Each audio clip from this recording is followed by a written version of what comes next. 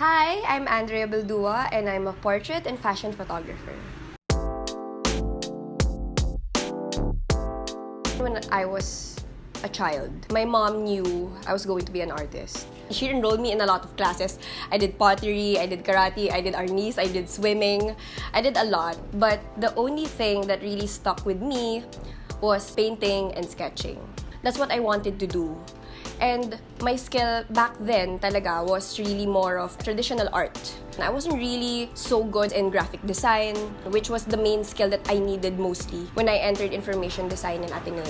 So, noon, I was still confused kasi a lot of my blockmates were so good at design. And for a bit, I felt lost. At the back of my head, I always thought I was gonna end up in advertising kasi nga my mom, Cherry Gutierrez, was the CEO of Campaigns in Gray. I grew up with all these advertising executives. She was one. She started as one. So I thought I was gonna be doing ads, commercials. But I didn't feel that that was what I loved. And then we entered the blogging era. So nag-Tumblr ako. I asked my dad, I asked my cousins to take photos of me with our digicam back then. They were nice, but they didn't get precisely what I wanted in the photos after. May certain look talaga that I couldn't achieve by someone else taking my photos. I was third year. Third year in Ateneo was when we had to choose our electives. So we had an array of choices. One of them was photography as an art. Not studio, not portrait, not fashion. My prof was Tata Yap. She was such a good street photographer. That's what we learned mainly in that class. Composition, timing, all of that. Not really focusing on the technicalities. So I really fell in love with photojournalism. Noon, that's what I wanted to be. I wanted to be a photojournalist. So I joined the Guidon. I think that's when I really grew as an artist, as a photographer.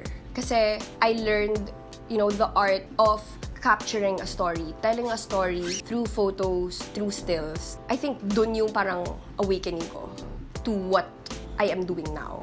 During this time, I was still doing a lot of mixed media. I was still painting, I was still sketching. Even when this was happening, I was doing photojournalism. I think that bled into each other na my photography became not only capturing the story outside of me, it also became me translating the vision that I had in my head after graduating. My mom didn't allow me to become a street photographer or a journalist. So the next best thing for me was, syempre, I loved fashion. Like, that's where I actually primarily started with. That's the industry that I tried to get in. And, well, thankfully, I'm still here. My style is really more, it's always been moody.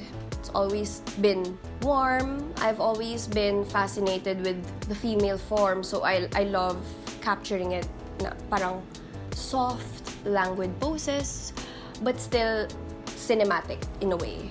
Capturing the photo is the most important aspect. But for me to be able to project my full vision, it has to go through me and it has to end at me. At the end of the day, it's not really my colors, it's not really the grain in my photos, it's not really the tone. I think that's my main thing, having a narrative, having a story to tell.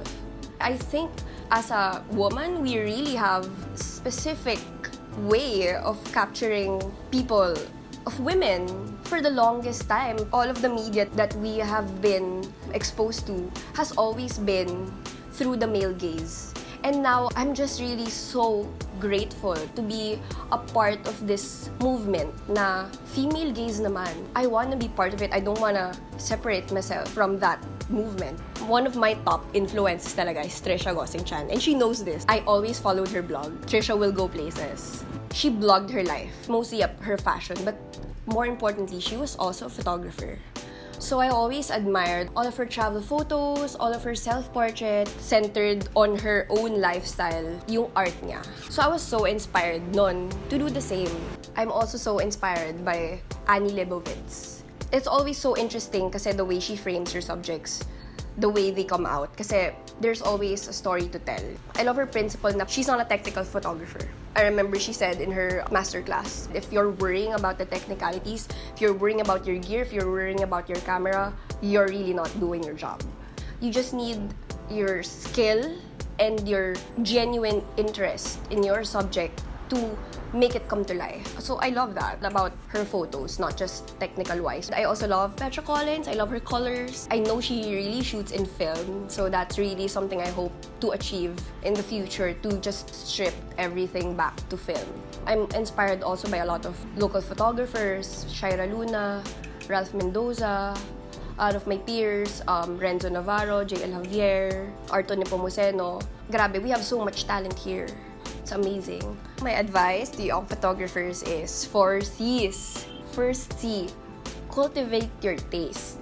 Alamin mo, ano ba yung trip mo? Saan ka nagagandahan?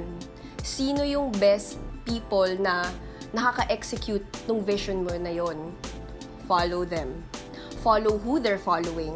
Ano ba yung history nila? Sino ba din yung mga inspirasyon nila? There's so many artists out there who are putting out their work. Know how to make use of that. Read up on the artists that you are inspired by. Read up on the people that started this movement. Kasama na dun yung find your style. Second C is collaborate. It's so important right now to collaborate with other artists. Find other people who have the same vision as you or who can sharpen your vision even more. Ayan, ang dami-daming makeup artists, set designers, art directors, stylists. I think I wouldn't be here now if not for my peers or if not for my seniors who basically trained me to be the artist that I am. I always tell people my best work is always with Mags Ocampo. If she's either the art director or if she's the stylist, you need to find the people that you really trust, that you know na whatever you make right now is going to be amazing, or if not, just even something that you can learn from. Third C is create. Keep shooting all the time. When I started, talaga, I always brought my camera everywhere. In school, in classes, I had my camera.